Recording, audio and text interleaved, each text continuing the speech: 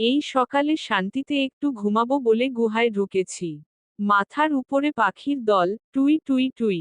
আমার কান ঝালাপালা হয়ে গেছে। আর কাল তো যা করেছে, সরাসরি আমার মাথায় পটি ফেলেছে।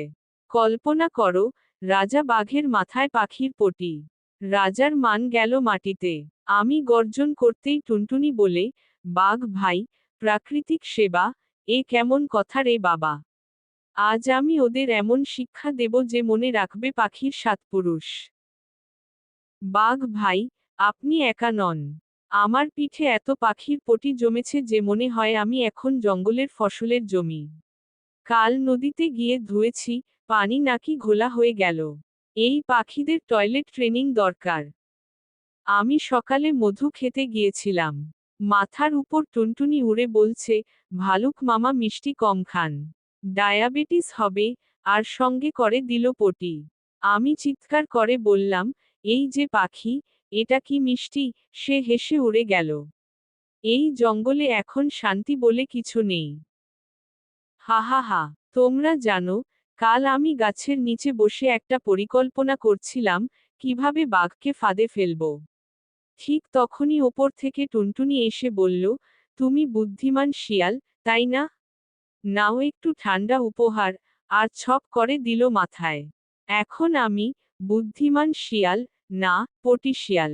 হা হা হা হা। সবাই একসাথে চেঁচিয়ে ওঠে, পাখিদের আর সহ্য করা যাচ্ছে না। আজ সিদ্ধান্ত হবে, এই পাখিদের আমরা জঙ্গল থেকে তাড়াবো।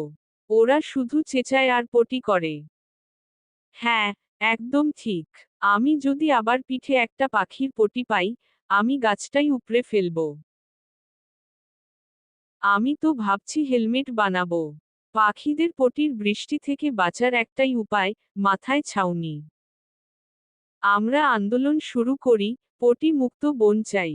পোস্টার বানাই, মিছিল করি, বাঘ ভাইকে সভাপতি বানাই, আমি সম্পাদক, হাতি ভাই হেলমেট ম্যানেজার। ঠিক আছে, ঘোষণা করছি, আজ থেকে পাখি পটি প্রতিরোধ কমিটি চালু হলো।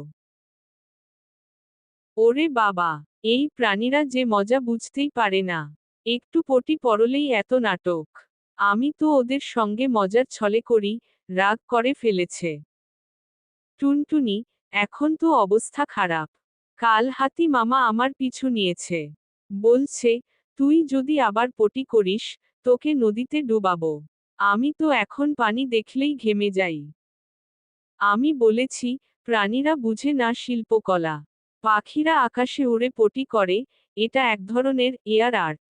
কিন্তু না, ওরা একে অপরাধ ভাবে। ঠিক আছে, বন্ধুরা, এবার আমাদের পটি দিয়ে নয়, বুদ্ধি দিয়ে ওদের দেখাতে হবে আমরা কতটা দরকারি। উফফো, এই কেমন গন্ধ রে বাবা। নাকে আগুন লাগছে। কে এই গন্ধের ঝড় আনলো? মনে হচ্ছে কেউ গোবর বোমা ফাটিয়েছে।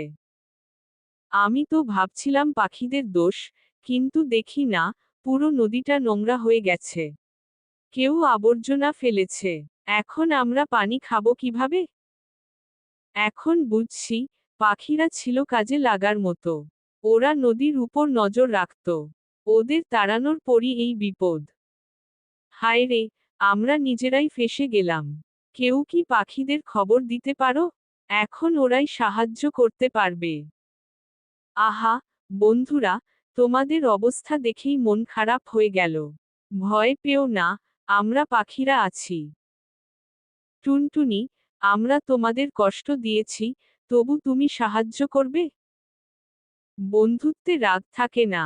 আমি এখন আমার দলকে ডাকি। তোতা, কাক, চড়ুই, সবাই আসো।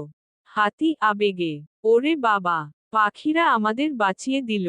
আমি তো ভাবছিলাম ওরা শুধু পটি করে, কিন্তু এখন দেখি, ওরা তো প্রকৃতির পরিশোধন মেশিন। ভালুক, আজ থেকে আমি টুনটুনির ভক্ত। তুমি তো পরিচ্ছন্নতা মন্ত্রী। শিয়াল, না না, পটি থেকে পরিশুদ্ধি মিশন এর ক্যাপ্টেন। হা হা হা হা। ধন্যবাদ ভাইয়েরা। মনে রেখো, যাকে ছোট ভাবো, সেই একদিন বড় উপকার করে।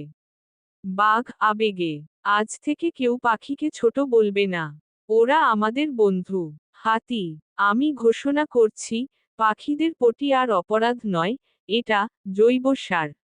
হা হা হা হা। ভালুক, আমরা তো এখন নিজেরাই চাইব, পাখিরা আমাদের গাছে বসুক। অন্তত হাসির খোরাক তো পাব। শিয়াল, আমি আজ থেকে প্রতিদিন টুনটুনিকে চা খাওয়াবো, শুধু বলে দিও, পটিটা যেন কাপের বাইরে পড়ে। হা হা হা হা। টুনটুনি হাসতে হাসতে, ঠিক আছে, বন্ধুরা, আজ থেকে পাখি আর প্রাণী, সবাই একসাথে। আমরা হাসবো, খেলবো, পরিষ্কার রাখবো আমাদের বন। সবাই হাততালি দিয়ে গান গায়। পাখি প্রাণী এক পরিবার। হাসির বনে নেই আর ভার। পটি নয়, এখন মজা।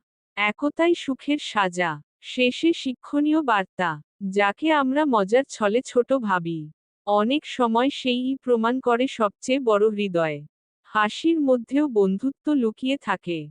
তাই রাগ নয়, একতা রাখো।